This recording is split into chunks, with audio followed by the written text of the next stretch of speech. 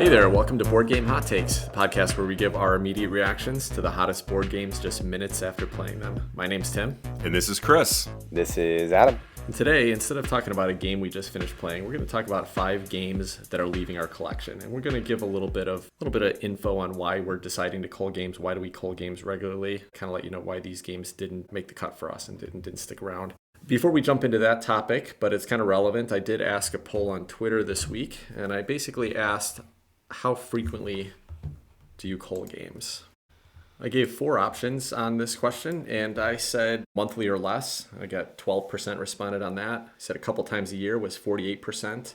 Every year or two was 12%, and almost never was 28%. So there's a decent amount of people that just feel like they just want to keep building their collection. They don't ever want to get rid of it, I guess. How did you guys answer on that, if you did? I answered that one. I think the one that was like about twice a year, a couple times a year.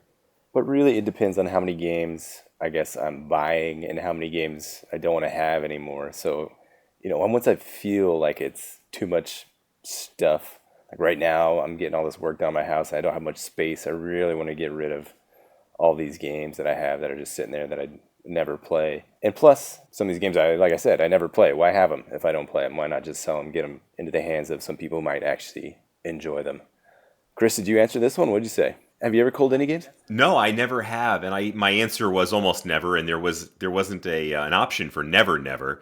So my answer would have been never if that had been an option. I've never actually culled a game. Actually, as I'm saying that, I'm going to walk that back just a little bit because I did cull a tiny bit and get rid of one expansion to a game that I'm going to talk about as a culled game or a potential cull coming up, but that was just one expansion.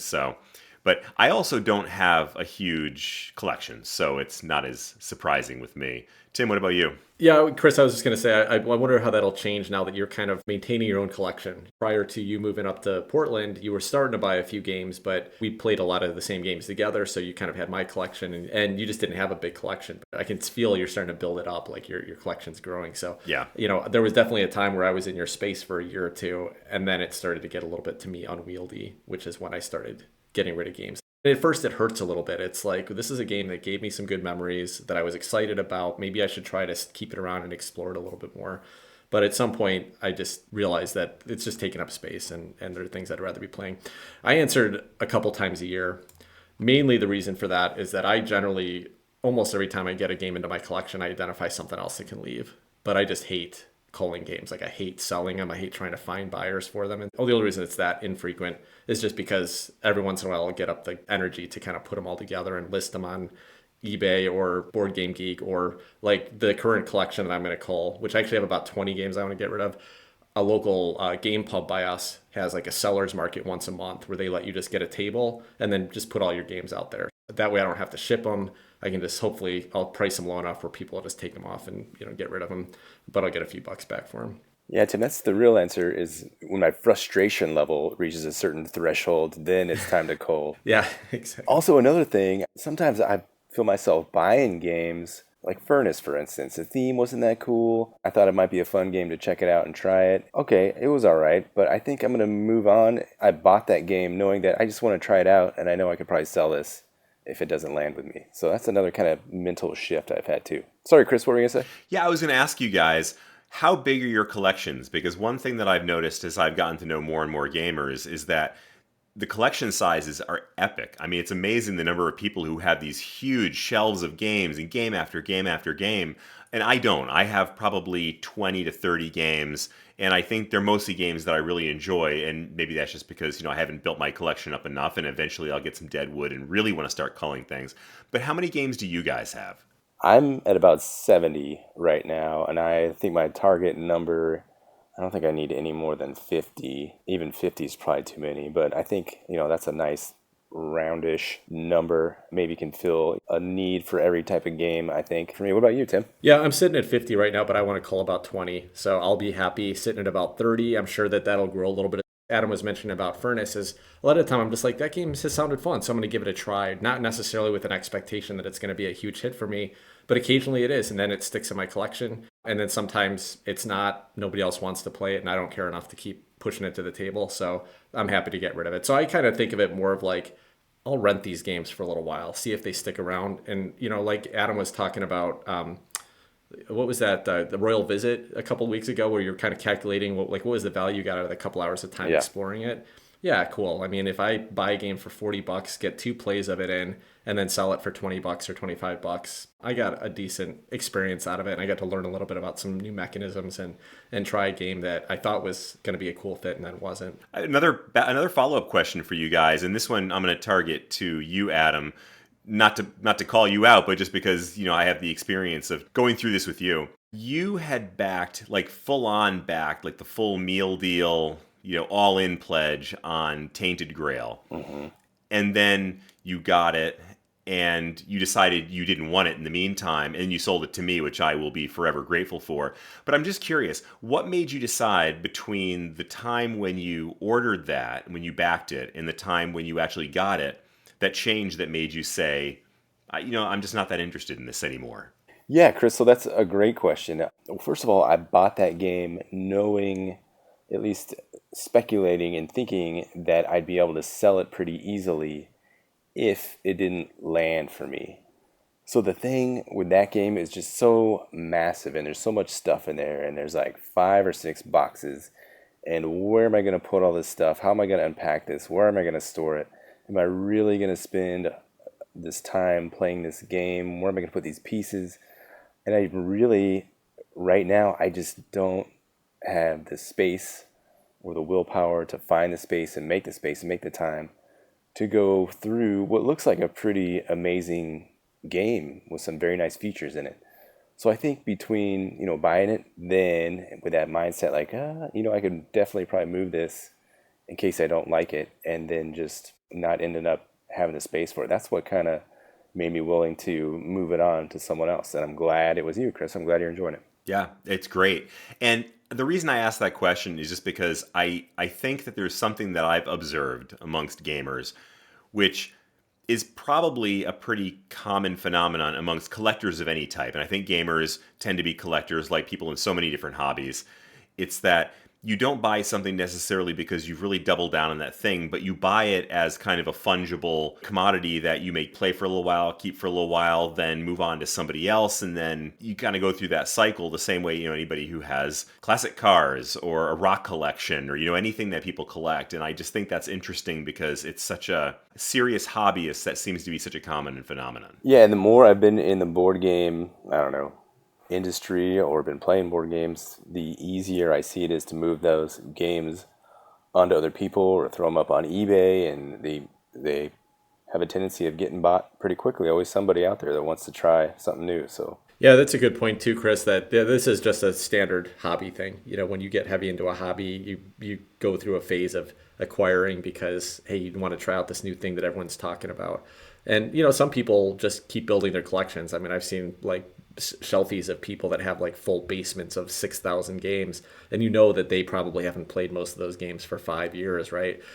But they're collecting it, and that's that makes them happy, but it doesn't make me happy. Like, I like having a nice tight collection that make me excited to look at on the shelf and get back to the table. But once it starts to get to a certain amount, it gets unwieldy for me, and that was true when I used to collect other things as well. As a collector, I'm just a little bit different personality than some of the people that I think that collect huge amounts. Yeah. So what we're going to do here is talk about 5 games that we're culling right now. So we'll go from 5 to 1. As I mentioned, I've got about 20 games. Adam, I think, said he has got about 16 that he's actually culling. So we're not going to talk about all of them, but just talk about a few that are kind of interesting and why we're culling them, why we're getting them out of our collection. And then we'll just give us some final thoughts afterwards. So let's start with number 5 for you, Adam. all right, so I have, like you mentioned, Tim, I have this list of about 16 games. And of those 4, I'm kind of on the fence about culling. So I think those are kind of the interesting ones to talk about. You want us to talk you out of it or talk you into it? Yeah, talk me into it or talk me out of it. I want to be interesting to hear your guys' thoughts. Okay, I'll start with one. This one's a softball to hit out of the park. It's an easy one for me. This is Space Core 20 whatever to 21, 29, whatever. We've talked about it a few times before. Yeah. Recognize that name. It's a game, well, for one thing, I bought my dad a copy of it. So he has it. I don't think he's even opened it. So it's sitting at his place somewhere. So there's a backup copy right there already if I do get interested in playing it again. But as far as my own collection, I have so many other space games that interest me. The only thing I do like about this one is it has like the local solar system. I guess High Frontier has this giant neoprene map with all these beautiful planets and the local solar system, and it's not this imaginary galaxy out there. So I do like that aspect of it. That has actual things you can learn from the game, from looking at the map. You can learn location of these different asteroids and different planets and local star systems that are out there. So I do like that aspect of it. But as far as funness of the game and how much it'll get to the table, I don't see that happening over games that I'd much rather play, like The Expanse or just a variety of other outer space kind of exploration games. So that's one that's an easy cull for me. Space Core 20 something to 20 something else. So you find that just it feels redundant in your collection, and there are other games that kind of meet that niche, but you like more than this one. Yeah, and then again, Space Core just, I don't know, it doesn't have that much appeal to me. There's other games that I'd rather play solo. I don't have a group right now to play this one with, or any group right now besides the online one we got here. So I just don't see it hitting the table. I've had it for two years now, something like that, maybe more, and it hasn't hit the table besides me playing it solo. That one's out. I have a question, a follow-up on that, Adam, because this is relevant to my collection a lot and which games stay in my collection, which ones don't. And that has to do with whether my wife is going to play the game with me. There are some games where I'm excited to try, and I know it's probably not her bag, and I don't want to put her through the pain of learning it. But there are some that I think are going to be a really good fit for her, and then they just fall flat. She doesn't like them that much, and if I don't like it that much, then I know it's never going to get to the table, so I get rid of it. But for a game like Space Core, is that something that you've thought about introducing Sarah to, or you just don't think it's a good fit for her? You know what? Sarah did tell me, she said, don't get rid of anything until I've had a chance to play all of it. Good for her. Nice. I know, good for right? you. It is. That was amazing. I was like, really? That's awesome. Okay, yeah. I'll hang on to all of these. That's great. So she wants to take at least a cursory look at a lot of these games before I get rid of them. But again, if that's something we really want to get to, my dad has a copy hiding out. That's true. Somewhere. All right, cool. Chris, what's your number 5? My number 5 is Calico. And the way that I thought through this issue, I think part of the interesting thing of talking through all this is the reasons why one might cull a game or not cull a game. And there's different categories, different reasons why you might do that. And this one falls into the category of it's kind of been superseded by another game, or it duplicates something, kind of what you're saying about the redundancy in Adam's collection. The reason for that is because I got Cascadia. Calico is an exceptional game. I recognize that. It's like a piece of art. I mean, I understand there's a lot of people who truly love this game. My wife actually likes this game quite a bit, but it doesn't do what it does in a way that is optimal for my sort of taste in games. And first of all, in full disclosure, I'm not a huge tile laying game, that kind of puzzly game. So automatically a game has to have meet a pretty high standard for me to really dig it a lot. In Calico, when I only had Calico, kind of fit that mold. My wife liked playing it, and it was something that gave me an experience that I didn't have with any of the other games that were in my collection.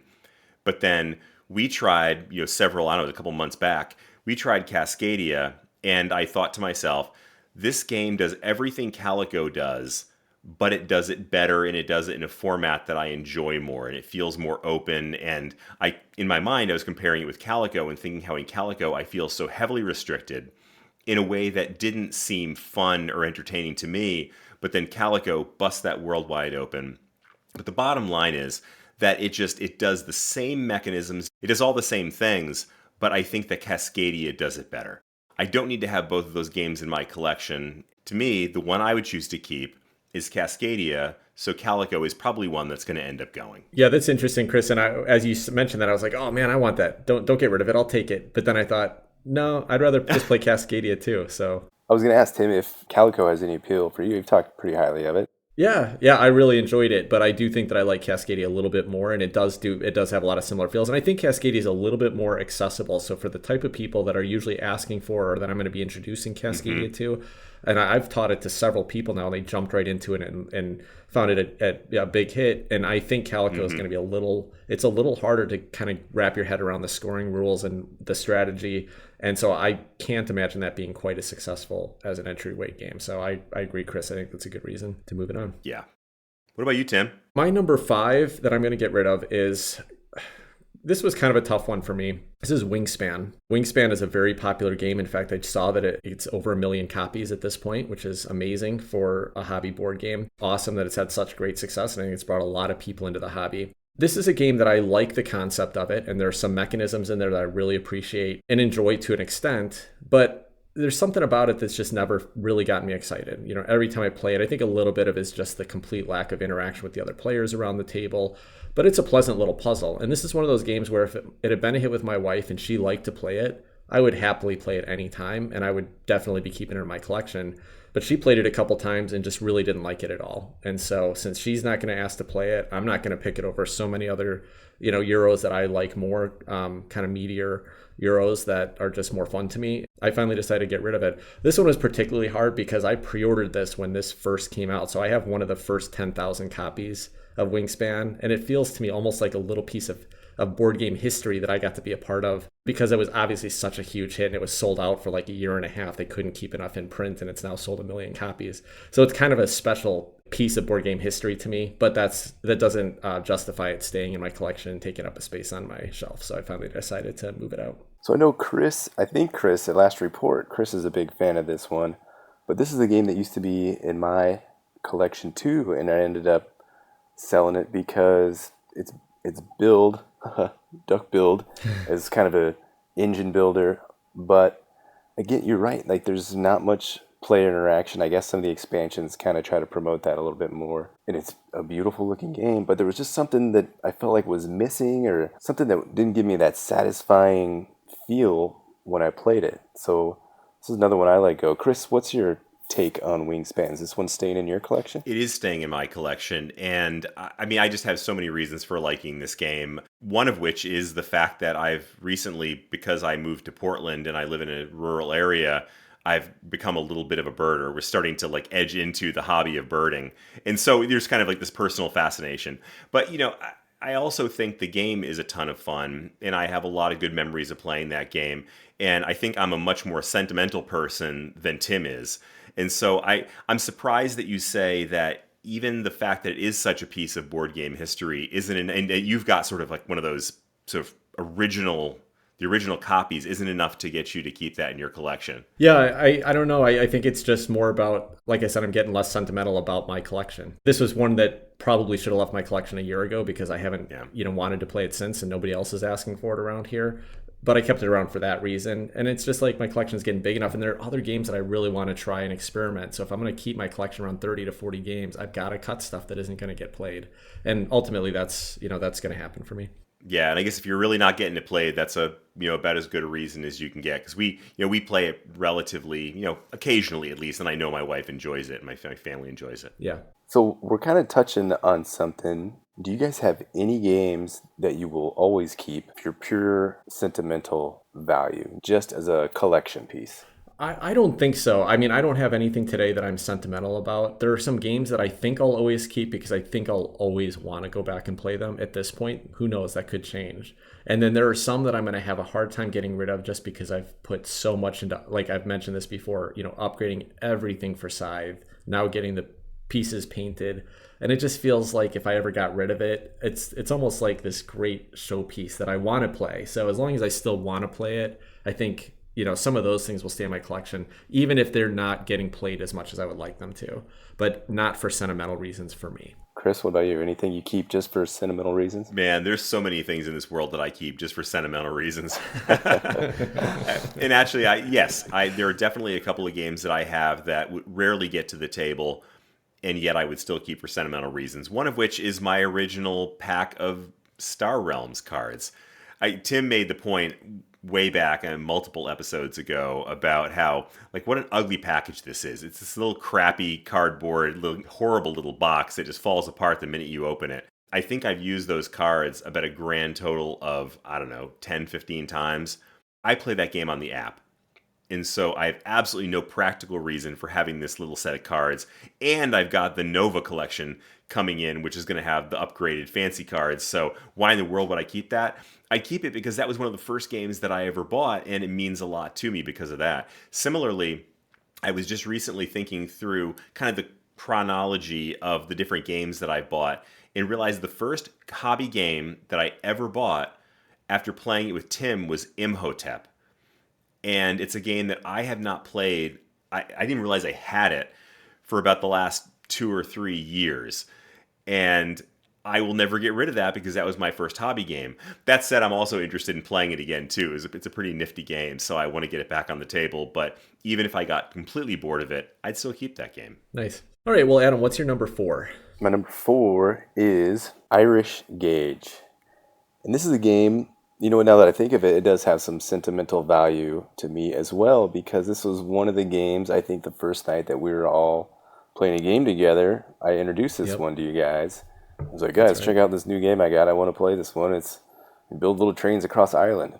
But that's all you're doing is building trains across Ireland. It's a category game called Cube Rails game. It has some neat dynamics, like a lot of these Cube Rail games. There's so many of these type of games out there. It's not one that I ever play.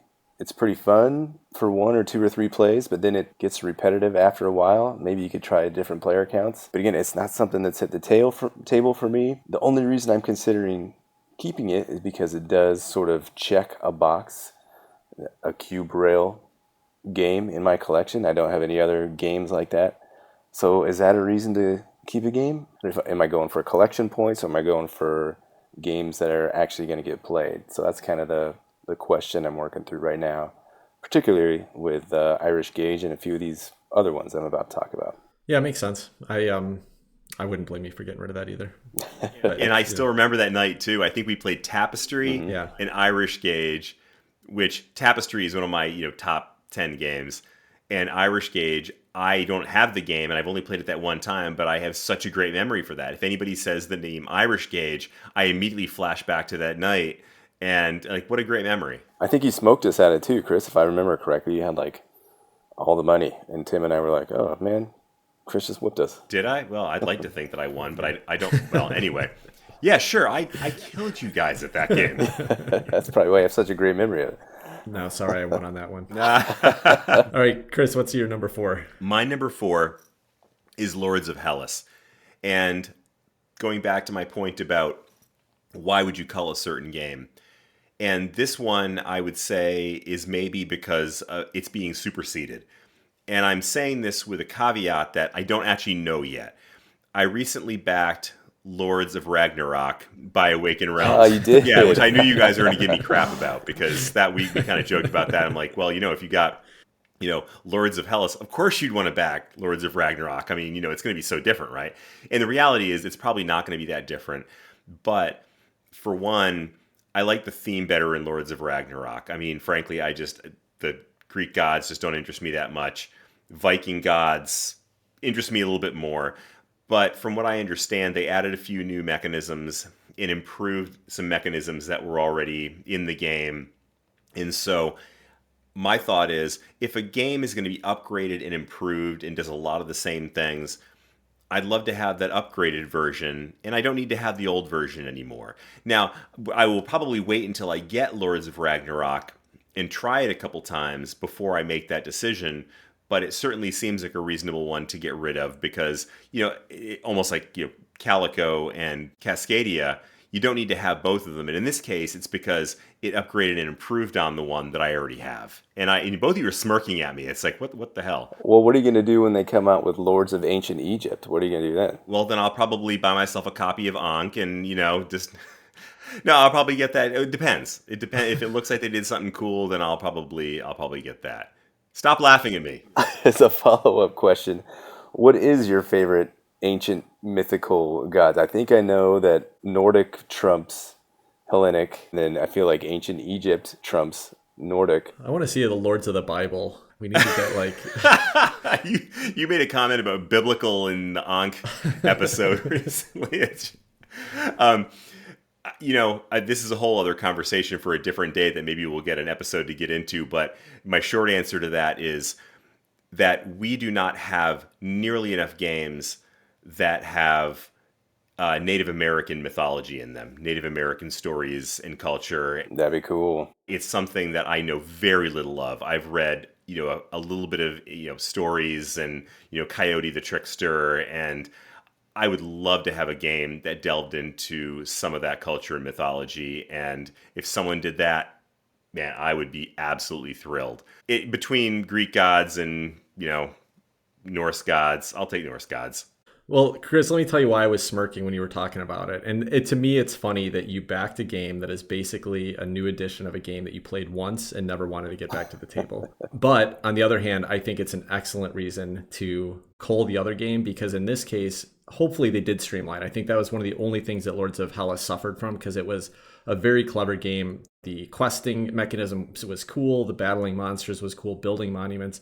It seemed like it had some really cool things going on, but it did feel very kind of messy, kind of clunky. And so if they can streamline that and turn it into a slicker set of mechanisms, I think that'd be fun to try. Yeah. And it actually did make a pretty enjoyable solo game, which is how I got it back on the table a couple times to play it as a solo game. Okay. And I think now I'd actually be more interested in getting it back on the table as a multiplayer game as well. And even more so if it's Lords of Ragnarok and they've made the game better and improved it, then it might even be more enjoyable. Okay, I didn't realize you'd gotten a couple solo plays in then. So okay, yeah. I won't laugh at you too much for that one. All right, thanks guys. Tim, what's your number 4? All right, well, I'm going to cheat here a little bit because I'm going to mention 2 games, but mainly because the reason I'm culling them and and why it's a challenge for me is pretty much the same for both of these. One of them is It's a Wonderful World, and then the other one is Maracaibo. It's a Wonderful World is a fairly simple little card drafting game. It's clever, fairly light and simple. But when I bought it on Kickstarter, I backed this huge, box with a bunch of different expansions, and it's got like several kind of campaign modes with it. And the reason it's been sticking around for me, even though, again, this is a game that is light enough that I thought my wife might like it, she didn't like it at all. I did play the solo a little bit, which was clever enough, but it just didn't get me super excited. So the base game didn't keep me psyched up, and I've got this huge, massive box on my shelf for this little tiny card game that I don't care that much about. The reason I haven't been getting rid of it is because I really wanted to try digging through some of those campaign modes. Like they actually come in little booster packs where, as you as you get to a certain point in the campaign, then it'll tell you, okay, then this person gets to open a booster pack and add a card to their deck. And like, I love that type of mechanism. It adds a little bit of a legacy feel to it. And I really wanted to try through it. But realistically, if my wife isn't going to play it with me, no one else is going to sit through a 12 or 15 game campaign of It's a Wonderful World. So no reason to keep it in my collection for that reason. And Maracaibo is almost exactly the same. Like I had some complaints about Maracaibo when I got it, mainly the production, the art, the graphic design, and it's kind of a turnoff. But the game itself is clever enough. What I really liked about what I played of it was that it has a kind of cool campaign mode as well, where basically as you're every time you play a session, there's usually a goal that you can hit. And if you hit that goal, then it will unlock a card that goes into your deck for that session. And then it'll just kind of get shuffled into the deck in the future games. But also there are these little parts on the board that kind of overlap. So like you might have discovered a new island and all of a sudden there's this new space on the board to explore, or there's a new location in the jungle that you're going to explore. And that was really fun. So I played like 6 or 7 games solo and loved what that campaign was doing. But I didn't love the solo mechanism. It's one of these solos where it's just racing and pushing you to just like finish the game as quickly as possible. And I don't like exploring a game like that. If you're playing with other people, everyone's going to kind of be making choices that drive their own engines, and somebody might be pushing it forward, but the solo bot always did in that game. So I didn't like the solo mode, and I just don't know who I'm going to play this with. Again, 12 or 15 games. So I kept it around for a long time because I really wanted to explore that more, but I just don't think it's going to happen. So both of those are going to leave my collection for pretty much the same reason. Yeah, some of those mechanisms sound pretty neat, pretty unique. So that's got to be a little bit tough to say goodbye to those, but maybe not that tough. Alexander Pfister, I think, really hit it out of the park with that. And I'm hoping to find a game that's the right kind of medium weight, that the people that I play with all the time, my wife and Jen typically, if I could find a nice game that had that kind of campaign mode, but there was something that they really liked, I'm super excited to explore that. But so far hasn't happened for me. Yeah. All right, Adam, what's your number 5? Okay, here it gets a little tougher. So this one is Android Netrunner, the revised core set. This is a game that looks super fascinating to me. It kind of has that head-to-head playing cards, maybe like a Star Realms kind of a feel. It's not necessarily, well, it's not at all a deck builder. It's a deck construction. You pre-construct your deck ahead of times, and you kind of dig through your deck, and you're looking for certain cards that you want to play at certain times, a combo with the other cards that you have in your hand, so kind of a hand management thing. It looks like there's a lot of bluffing going on in this game, and you're trying to essentially hack other guys' components and get to their root, and so there's a lot going on here, and this game has a lot of fan base, and it's highly esteemed by so many people. But I just have never had the chance to get into this one or found any kind of crowd that wants to try this one with me. I thought it because I like the theme, looks super cool. It's this kind of cyberpunk hacking and tech Blade Runner-y kind of world that looks really neat to me. But again, I just haven't played it. Another reason I'm thinking about culling this one is that the prices for this one were pretty high. I think I bought it for $35, and now it's out of print. It's older. I think it's going for upwards of $75, $80. I know a $40 profit isn't much, but it's part of the game to me. Like, oh, I can make a little bit of profit on this. That's kind of neat. Yeah. So that's my number 3 I'm looking at is Android Netrunner. Now, Chris, have you looked at this game at all? You have any interest in a game, in a deck construction kind of game like this? Or is a Star Realms deck builder head-to-head quicker game like that more your ideal for card games? I know nothing about this game other than you had talked about it on an earlier episode, and I can't remember the context of it, but we were talking about, deck builders versus, I forget all the different varieties that, we were talking about. I don't know anything about it, so I don't even know what to compare it to, really. Yeah, and this is the Fantasy Flight living card game version, correct? Oh, living card game, right. Correct. It was a living card game, and now kind of the fans have taken over. There's a fan-based website that keeps putting out new decks, and I think some company has picked up, I think it's called like Nisei, something like that, it keeps the rules going and keeps releasing new cards and new, I don't know what they're called, booster packs. They're keeping it alive, keeping this Packs once dead card game still living. So once it did go fully dead, once Fantasy of Flight announced they weren't going to support it anymore, that's when kind of the prices all shot up a bunch for this kind of game. Yeah. Well, that's a valid reason. I actually just sold, this isn't off my list, so it's not a cheat. But in context, I just sold Dwellings of Eldervale, which is, that big Kickstarter edition. I had the legendary with all the upgraded components and everything. I was looking as like, this is a game that isn't getting played, and I'm not that excited about it anymore. So, right now you can't get it. It's out of print. There's no Kickstarters planned right now for it. So people are paying like $350 or $400 for that good box. Time to sell. But I paid about $200 for. So I actually just sold it, but I sold it to someone in my local game group. So I just sold it to them at the price I paid for it, even though I could have gotten a premium by, selling on eBay or something like that. But I figured, like, why not sell it now before there is another Kickstarter, and then, there's updated rules or new expansion or whatever, so might as well get it out of my collection while I can still get the original price back on it. You're not going to miss those little roaring monsters? No, not really. I'm good. It was funny because they were just it was in my local game group, and someone just made a casual post about, like, what's your dream game that you wish you could get for Christmas? Mine is Dwellings of Eldervale, and I was literally going to sell it with this big group I'm going to sell at the next sellers market. And so I just hit her up and I was like, hey, I was going to sell mine anyway if you want it. It's I'm happy to sell it to you. And they were so excited, they drove out and picked it up right away. That's great. So psyched by it. So, well, Chris, what's your number 3? My number 3 is This War of Mine, and that falls in the category of did its job. This is a game that I am not getting rid of yet. This is a game that I think that I will get rid of in the future, and strictly because I think that it will have served its purpose. It's a game that I still want to play some more, and there's a lot more that I can explore there, but it is... We talked about this in a previous episode, but it's an experience. It's not a game that you play for fun and to win. It's almost like watching a movie playing this game. And there's probably a limited number of plays that I can have before I can say, I've seen that movie enough times. I've gotten the experience that I needed to get out of it. And that's probably enough. And at that point, I'm probably not going to want to go back. And it's a game that's very serious, very heavy, very emotional, and it's absolutely a game that I'm thrilled that I got. I salute the Awakened Realms for having put this game out. I'm actually kind of surprised that it got produced. And I think it did a lot of amazing things.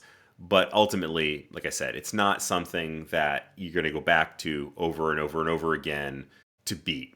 It's something you experience and then move on from it. Yeah, it makes sense. This is one, Chris, that I've absolutely enjoyed hearing you discuss and talk about. I don't know, benefit from your experiences with it, but not one that I think I want to play. But I think there is a market for it, and you're going to be able to sell it pretty easily when you decide to do it. Yeah. Yeah, and I was going to say the same, Chris. Like, after you talked about it, I really got intrigued by it. And if we were local, I'd say let me at least borrow it and play a couple times, because I'd actually really like to try the experience. But probably not going to keep it either, so I wouldn't, ask you to send it across the country or anything like that. So this is one that maybe if I get a shot, I'll give, I'll try to play it once, but I would probably never buy it. Yeah, well, when I'm done with it, maybe I'll pass it on to you. You can play it and then pass it on to, like a good kid's book, like you do with those. There you go. What about you, Tim? What's your number 3? Yeah, my number 3 is a game that I really have held on to for a few years now, and that's Empires of the Void 2. Empires of the Void 2 is one of the most beautiful boards, great components, great artwork in it, and it tells a fun story. I really like this game, and I really wanted to explore it more. But it's ultimately a game that has too many fiddly edge case rules that every time I've tried to go back and teach it and play the game when it's off my table for a few months, I just get all these rules wrong. I spend the whole time looking through the rule book. So basically, it's just not accessible enough for me to feel like I can bring this out to a game day and make a good experience out of it. I wish I could have explored this a lot more. I kind of started to just bring this out. I played it with Chris once, I played it with Adam once, and then the pandemic happened and we just stopped getting together in person. So I think if we'd still had a group that was getting together, 3 or 4 people on a regular basis, I think this would have been fun to get into the rotation and play it, once a month or every couple months, to where we got the rules down. And I think it's a cool game. Also, if it had had a solo mode, I'm pretty sure I would have dug into that, because this game scratches an itch that there isn't a whole lot else in my collection that does. It's got a bit of space exploration, it's got some cool Euro mechanisms, and it tells a fun story. And so it just does a few of these things in a way that Ryan Lockett does well with his games and not too many other designers have.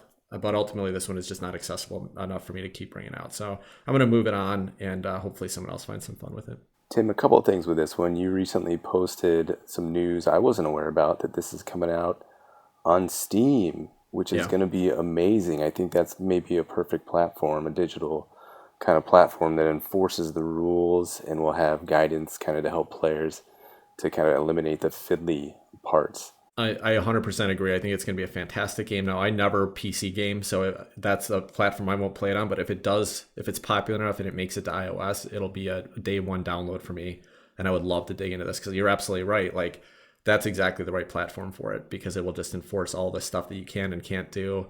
And you won't miss those edge cases, and it'll give you the choices you can make. And it'll just be this beautiful, cool story crafting experience. And then when you mention this game, anytime I hear about it now, I can't help but think of Rick Lorenzen, and this being one of his favorite games to play, and I can totally see why. It's gorgeous. The different kind of ideas that are in this game seem totally unique, and so that's one memory I want to bring up, that this was one of Rick's favorite games. Yeah, for sure. Now, Adam, you had this one in your collection before, right? Did you already move it out?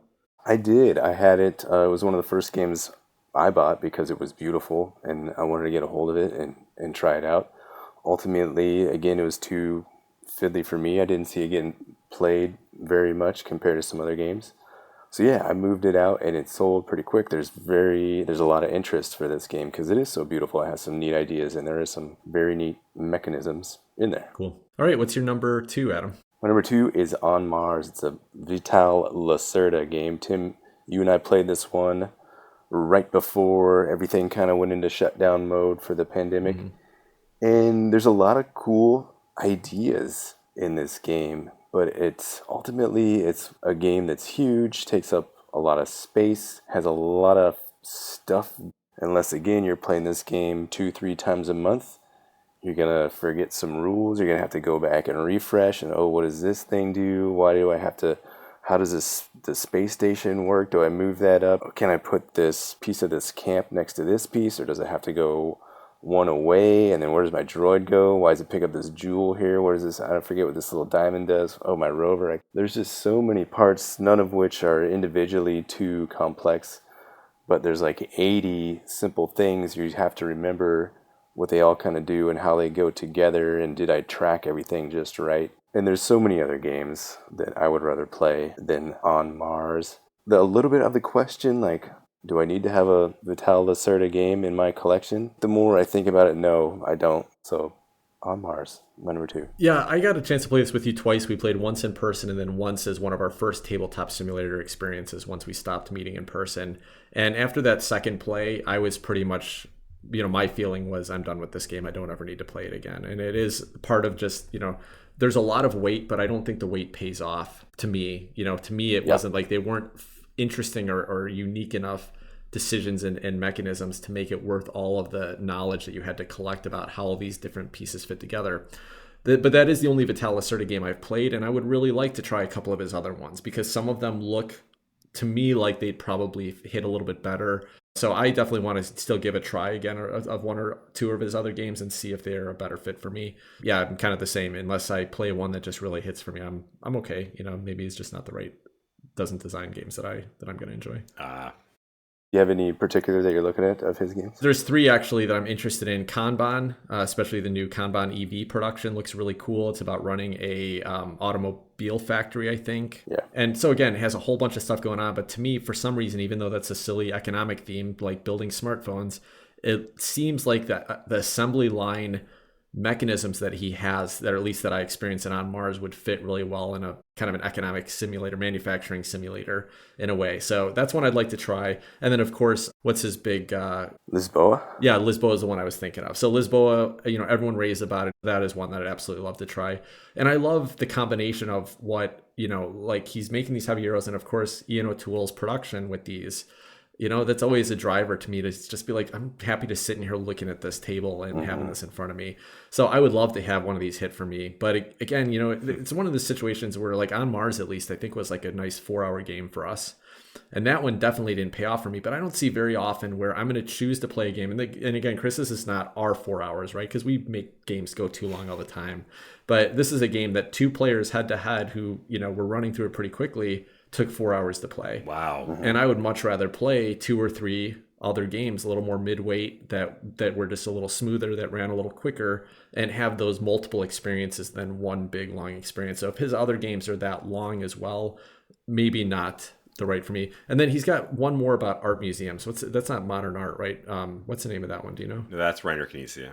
The Gallerist is the game you think of. The Gallerist, that's the one I was thinking of. So that one also sounds, fairly entertaining to me and interesting. But again, not if it's going to take that long. Probably not the right fit. We'd love to try some out, but yeah, it makes sense to me why you would move it. And I think I probably would have as well, even though I was tempted to back it when I first saw it. Looked beautiful, looked like it'd be a cool fit, but it definitely didn't hit for me. Man, if a quick game of this is 4 hours, I shudder to think what we would do. It'd be like a full work day. All right, well, let's move on from Lacerda. And Chris, what's your number 2? My number 2, a game that needs no introduction, is Marvel United. And that one falls squarely into the category of just completely fell flat. Not being superseded by anything else, not re-implemented by anything else, just a game that I thought was going to be really interesting and ended up really not being interesting. I'm not going to get into a ton of detail about this because we've talked about this game way too much on this show already, given it way too much airtime. But suffice to say, it was a game that I went into thinking it was going to be a big, awesome hobby game because that was kind of how it was marketed, and it ended up being a somewhat less than family weight, not terribly interesting, not complex at all game. And this is the only game that I have actually started culling from my collection. I didn't go all in, but I got a bunch of expansions when I kickstarted this one, and I've sold one of them so far. Haven't sold the others, more out of laziness than anything else, but this is one that I couldn't get out of my collection soon enough. Taking up too much shelf space. Have no interest in putting it back on the table, and I just want to get it out of there. I'm afraid to say anything else about it because I get picked on every time I mention it on the show. So. Yeah. enjoy hearing the disdain in which you guys talk about Marvel United. I don't know why, and I love seeing the lashback from the people that enjoy this game whenever you guys talk about it. So looking forward Hey, to any hey, man, comments it on this. takes all It kinds. does. I hope that people who love this game want to pay me a lot of money for my copy of it.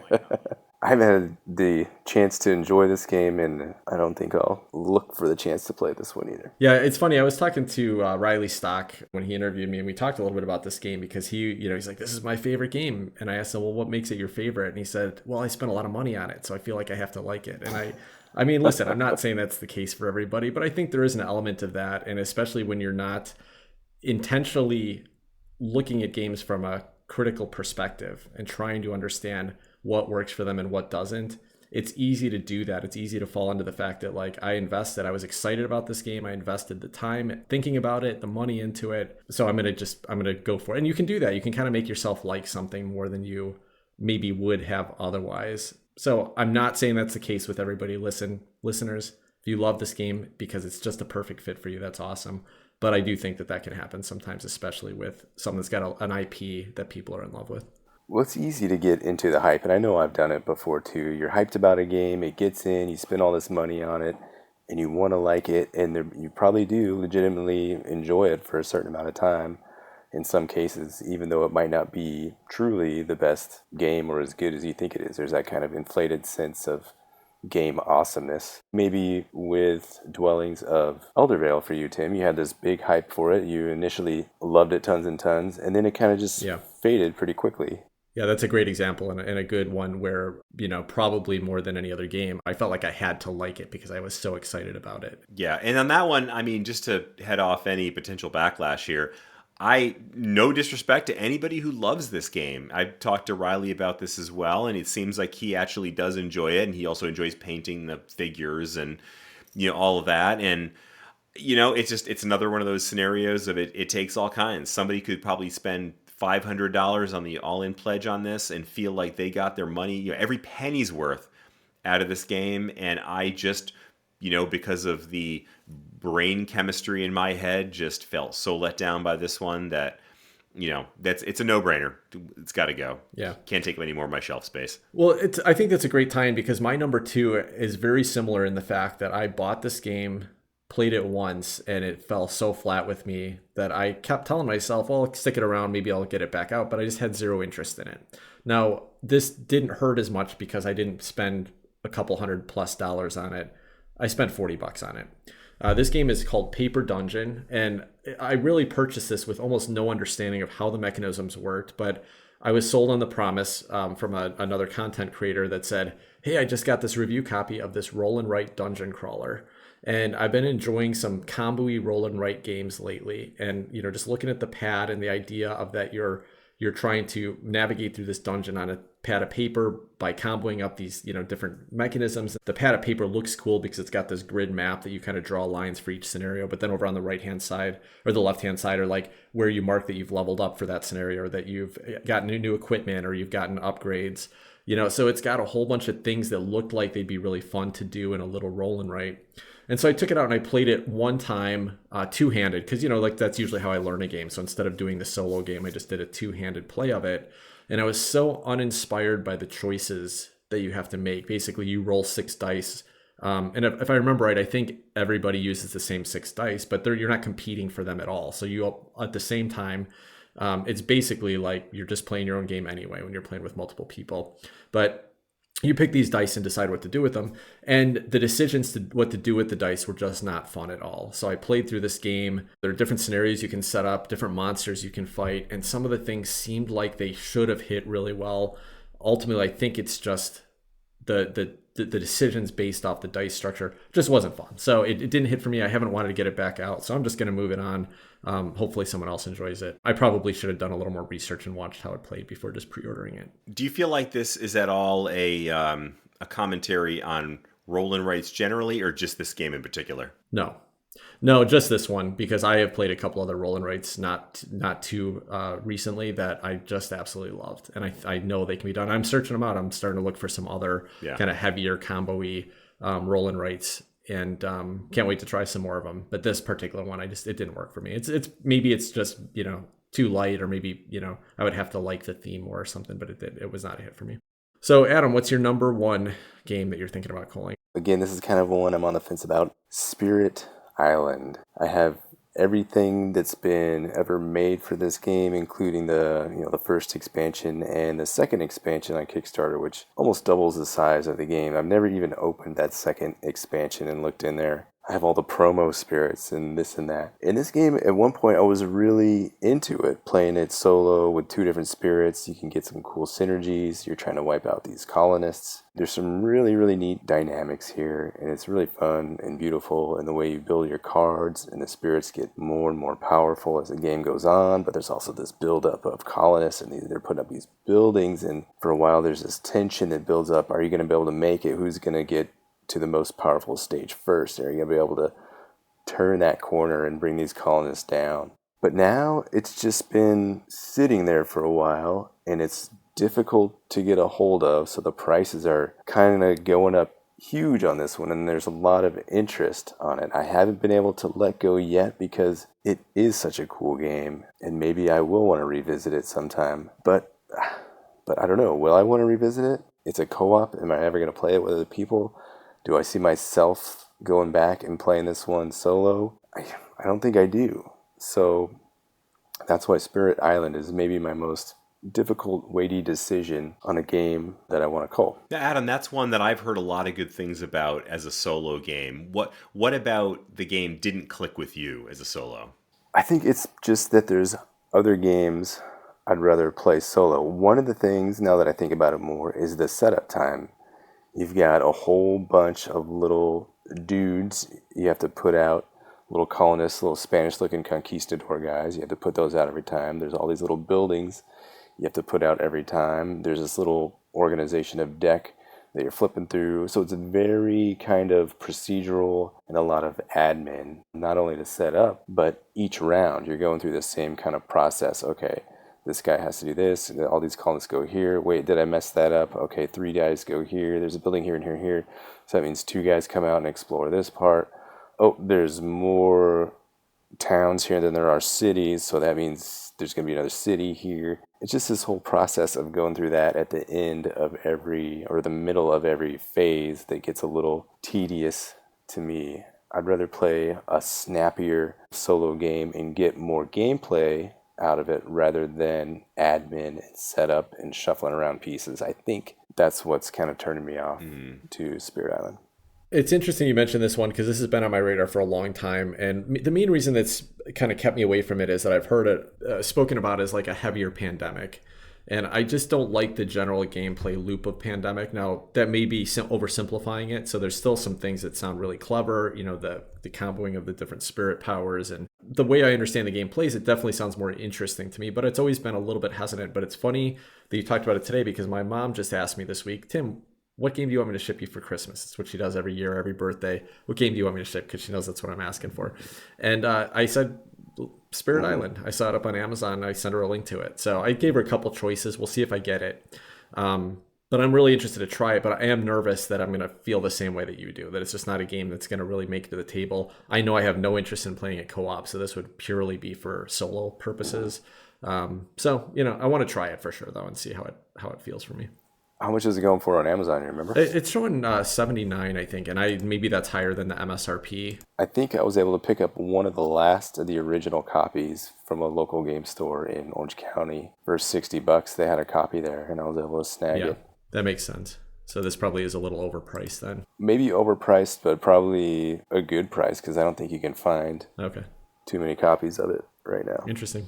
Yeah. Well, we'll see how it goes. I was going to mention to you, if I don't end up getting it and I see you before you call it, I'll maybe be interested in buying it, but I'm not going to pay like way over if you can sell it for, more money than $300, Tim. I'm it's sure all it'll be yours. back in print at some point. But yeah, I'd like to try it. So it sounds fun to me. He's going to fund his house remodel on selling That's right. No, I'd be more than willing to let you take a test drive with Spirit Island. All right, Chris, what's your number one? My number one is Twisted Fables, and it's a game that, unlike the other ones, It's not because of gameplay, it is largely philosophical. This is a game that I kickstarted, I don't know, a year and a half or so ago, and it's a two-player combat game, probably similar in some ways to Unmatched. Yeah.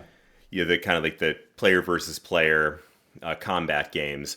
But this is one that I did not look at very critically when I first backed this one on Kickstarter. It just seemed like a lot of fun. And then I looked at it afterwards, in particular when I got my copy of it. It's all female characters. And the idea there is that it was Fable characters that were updated and they were made into Red Riding Hood is now a cybernetic killer, for example. But in looking at it now, in particular when I got my copy of it, and looking at the art, it strikes me as so highly exploitative of women that I'm almost ashamed to have it in the house with my son.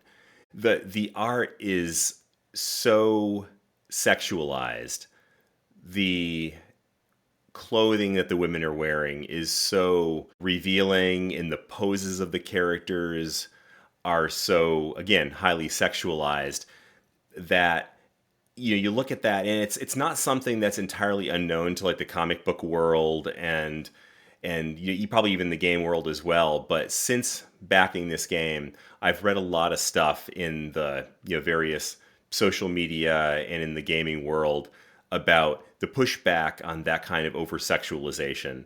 And in this game, it's so concentrated because it's all female characters. They do that with all the characters, and it just almost makes me uncomfortable. And it's a game that I haven't even played yet, so I haven't had a chance to check out the gameplay, and I may do that just to experience it before I pass it along.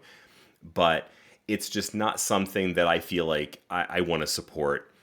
And it's not something that I want to have my son seeing me playing. So I think that's one that I'm probably going to pass along. Yeah, that makes a lot of sense, Chris, and I can completely understand that. I kind of remember when you first backed this, and I think we were even recording the episode. It was one of our earliest episodes that you'd mentioned it, and we took a look at it a little bit. And that it reminds me a lot of like reading comic books when I was 13-year-old, and the way that female superheroes were drawn.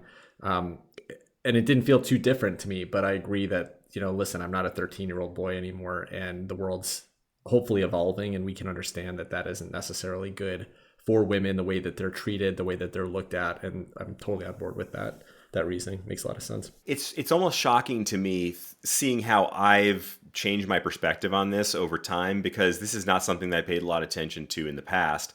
And it's, I don't consider myself, overly sensitive to these things. But hearing the commentary on social media and seeing a lot of interesting posts on Twitter, and one of them that I thought was actually particularly impactful, and I don't remember who posted it, but it was female fantasy characters drawn by female artists. And they were completely badass characters you'd love to play in a game, and yet wore clothes that were appropriate for, say, an adventure, where it wasn't ridiculous looking. And I'm like, that's the kind of thing that I want to see. That's the kind of thing that I want my family to see me playing, and not something like this where it's, it feels almost illicit. So, like I said, I don't want to be overly, puritanical about it, but it just, every time we do these things, we vote with our dollars, we vote with our choices, and this went off in a direction that I wasn't entirely sensitized to, and I don't necessarily want to support. Well said, Chris. My number one game is Leader Game, the small box game of Fort. Fort is a little deck builder about kids building up a group of friends, and you're trying to build the best fort, and you're collecting pizza and toys. And when I saw Leader Games do the pre-order for this, I don't know, a year ago or 2 years ago, I was just so charmed by the art. I like deck builders. The mechanisms seem clever to me. So I pre-ordered it. It's not a bad game. I've had a couple fun games with it. It does feel like it gets pretty repetitive pretty quickly. The paths to victory don't change a whole lot. So after a few games, it just wasn't something I really cared to go back to. It's a cute little box. I don't mind having it on my shelf. And it doesn't take up a lot of space, which is probably why it's stuck around as long as it has. But honestly, I don't have any interest in playing it. And again, just going back to every time, this was a game I introduced to my wife to right when we played it. She played the first time. She's like, that's kind of interesting. We played it again. And she's kind of like, not really into it. So she's not asking for it. I'm not asking for it. So it's time to leave my collection. This is the game I used to own as well because I was again charmed. I thought it was fantastic looking. Had a couple fun plays with Sarah, but at the end of the day, this is one of the few games that I actually traded. A guy from Board Game Geek said, "Hey, you want to trade for Omen, a John Cloudis game?" And I said, "Sure, let's do it." Worked out, got to try a new game, and sent this one off to him. But that leads me into a question I have for you guys. If you do have a small game like Fort or smaller, does that make it tougher to cull since it is just a tiny thing and not taking up that much space? I know I have a few games like this that probably I would have ditched if they weren't just taking up such a tiny space in my collection. Yeah. Have you guys thought about that? Yeah, for sure. I wouldn't say it makes it harder to cull it, but I do think it makes it easier to keep and kind of just ignore them and think like it's taken up so little space. Maybe I'll feel like going back to that later on. And I just kind of went through that myself with this 20 games I'm culling. A few of them are fairly small. One of them is the little 18 card game Tussy Mussy, because I had a couple okay plays with that, but I just have never wanted to bring it back out. And honestly, if I want a little small game, I'd rather play Love Letter or, any number of other small games. And so it's this little tiny pocket thing. Sprawlopolis was the same. I actually got rid of that one already when I gave off a collection about a year ago. But it's like, why get rid of that? It's taking up absolutely no space in your house. But at the same time, for me, it takes up mental space. It makes me feel like, well, I haven't played it. Maybe I should play it. And I don't want to feel forced to do that. I'm also getting rid of Friday, which was the first solo game I purchased, which is a Friedman Freeze solo only game, and it's a fun little deck builder that has some clever things going on. It's a tiny little box, and I had some great fun with it, and I might even want to go back to it at some point, but I don't think I've played it for 2 years, so I'm not gonna keep it around, even though it's only in a little 4x4 inch box. And it's not based on the movie series starring Ice Cube? Because that would be amazing. No, it's based on Robinson Crusoe. Oh. Which, and I got to actually go back and read Robinson Crusoe because I read it as a kid, if I remember right. But I don't know the character of Friday, but apparently Friday is somebody who like lives on the island and helps Robinson Crusoe. So that's what the theme of this game is, that you're basically playing Robinson Crusoe and you're basically like can't survive at all. And so the deck builder is more about, you start with a hand of terrible cards that do almost nothing, and going and kind of building up skills and making your deck a little bit better so you can combat rougher creatures on the island and survive, and then eventually fight these pirate ships that come to attack you. So clever theme, clever mechanisms, and really, again, quite fun. Just not a game that I have been playing, so I'm not going to keep it around. How do you feel about that, Adam? Are you feeling like, has that been hard for you as well? Yeah, so that reminds me that I have Liberation, another tiny wallet game. It's, another one of these 20 card games. It's in these little slips that's just, I don't even know where it is at this point. It's somewhere around the house. But yeah, it just takes up an insignificant amount of space. And why would I call that? Like, maybe it's good. I've never actually played it, but maybe I'll play it someday, and I'm not too worried about it. So it makes it kind of harder for me to call these little tiny games that don't take up any space. I have all these exit board games that are just sitting down there waiting to be played. I'm not going to call. I'm going to try them out someday, maybe. All right. Another question I had for you guys when, Chris, you were talking about your number one. Is there any games that are on the way, like Kickstarters, for instance, that you are ready to cull already? Before they even arrived? You're going to pre-cull them, yeah. That's a good question. I have a couple games in mind that I am ready to cull before they get here. Tell us. So they're both Sandy Peterson games by Sandy Peterson. Oh man, there's so much to unpack here. The fact is, you'll probably never get them. I know that if they ever get here. So yeah, that's a good point, Tim. Hyperspace. I went like all in on Hyperspace with all of these aliens and this giant box that already came with all these aliens, all these bonus aliens, all this bonus stuff. I don't want any of it. It's too much stuff. I'm already overwhelmed by the thought of it getting here. I've tried writing them and be like, hey, since you guys are never going to make this game, and I feel like you've not been totally honest with me. Hey, Adam, let me ask you a question, though. How much of that is the actual game itself, and how much of it is the Peterson crap that they put out, where it's like, how many... That was the second game I ever backed, was a Sandy Peterson, was that game, it was Hyperspace. I've actually got that coming as well. And it's been, 5, 7, 10 years now we're waiting on that thing.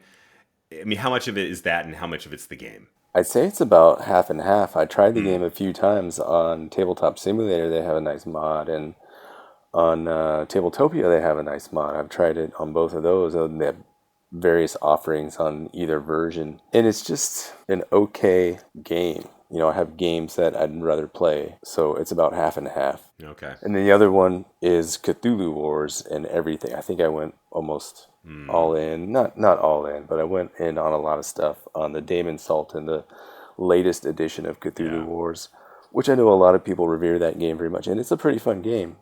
But again, there's just so much stuff there, and I already have plenty of things on maps games that I'm going to be happy to move this one on as soon as it arrives. And I feel like there'll be an audience for it, some willing buyers. So I'll be happy to get that one on as well. So a little touch of irony there. When they put out the Damon Sultan, you could also get reprints of all like a million other things that were part of the whole Cthulhu Wars universe. And a lot of them were things that were available in Peterson's like online store at the time, but you got like a small, shipping discount or I don't know, something like that if you bought it as part of this release on Kickstarter.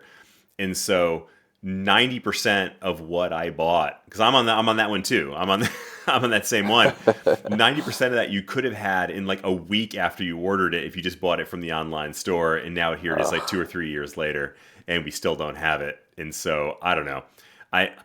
I'm so irritated by that whole thing. I like the game, looks good. I like Cthulhu Wars. I'm interested to get the expansions for that, but man, it pisses me off. There's Tim smirking at us, watching us learn some tough Kickstarter lessons. He's like covering his face to not show us the Listen, I've actually already had this story, right? Because I told you that I backed Frosthaven and then decided that I didn't want it, so I gave it away to one of our listeners. But I've got a funny story about that.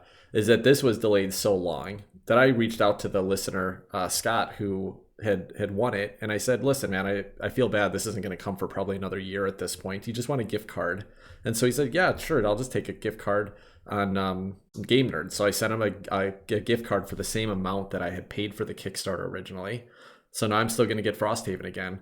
But then the funny thing is that now I'm starting to get excited about it. Like, I don't know why. Like, it's kind of in my mind again, and I'm kind of like, yeah, I want to bust that box open and try it. So poor guy. I've definitely also made the same kinds of mistakes, just not as many as you guys. But I've made some of those mistakes too. Fortune favors the bold. That's right. Yeah. So I just wanted to do a quick recap myself. One of the things I noted, and I think you saw it across some of my games, that there's basically 3 reasons why I cull a game. One is that another game replaces it. So like if I've got 2 games that have some similar mechanisms, then if there's one game that I always want to take off the shelf and the other one just is not interesting me anymore, then it's kind of been replaced. So that'll go. The biggest reason is that if it's a game that I'm just moderately interested in and my wife doesn't want to play it, then it's probably not going to ever get played. So that goes. And the exception to that, and I've got a lot of games in my collection that she'll never play. I don't intend her to or don't expect her to. Usually heavier games, heavier Euros.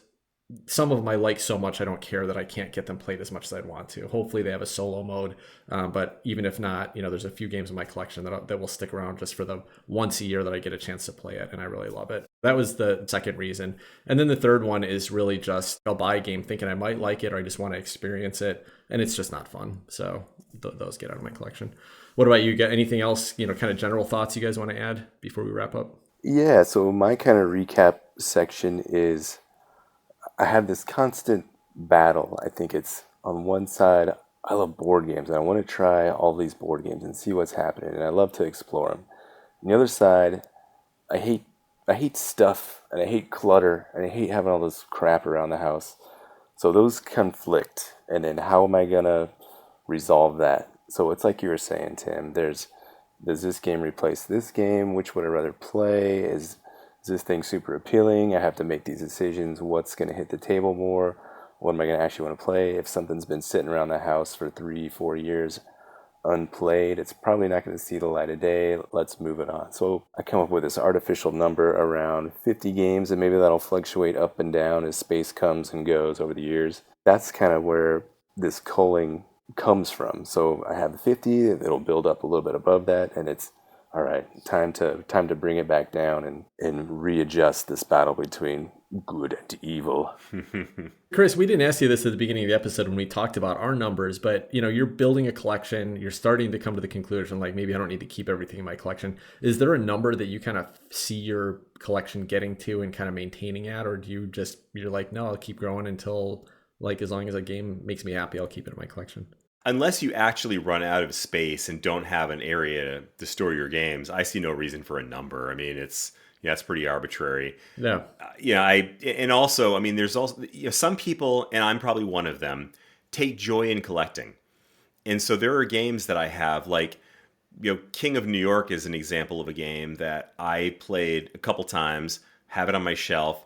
I may never play that game again, but I also don't mind having it in my collection. Maybe someday I'll want to play it. Maybe I will never want to play it again, but I'm not running out of space. I've got space in my house, and I like collecting things. I mean, I collect all kinds of things. I collect pins from the national parks that I go to. I collect mugs from tiki bars that I go to. So there's lots of things that collectors like to do, to just build up collections, and that's almost a goal in itself. So it's a different perspective, but it's certainly not, space is not an issue, and there's no number in my mind that my collection needs to cap out at. Your cookie jar collection, Chris, is epic and widely known, especially amongst the Connecticut Cookie Jar Collectors Association. So that's just you joke about that, but my brother actually had a piggy bank collection at one point, and apparently it was pretty epic. And to this day,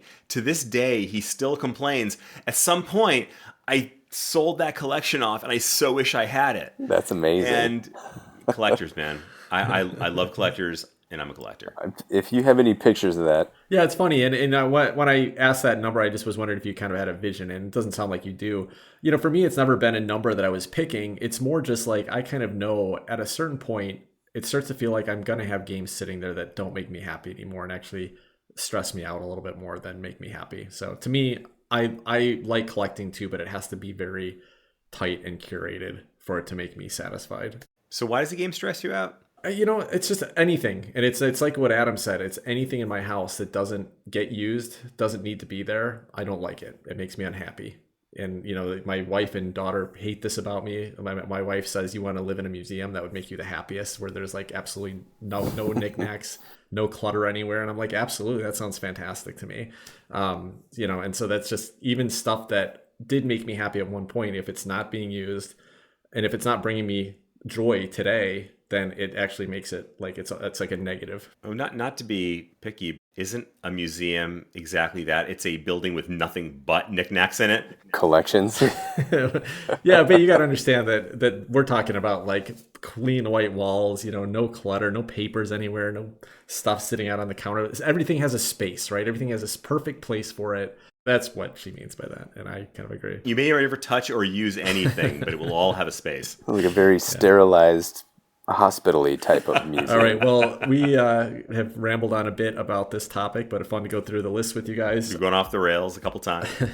I think that'll wrap up this episode of Board Game Hot Takes. So if you'd like to chat with us on social media, Twitter's the best place to find us. You can find us at BG_Hot Takes, but we're also on Facebook and a couple other social media platforms. If you have any questions, though, just hit us up, and looking forward to hearing from you. Until next week, take care, everybody. Bye, everyone. Bye-bye.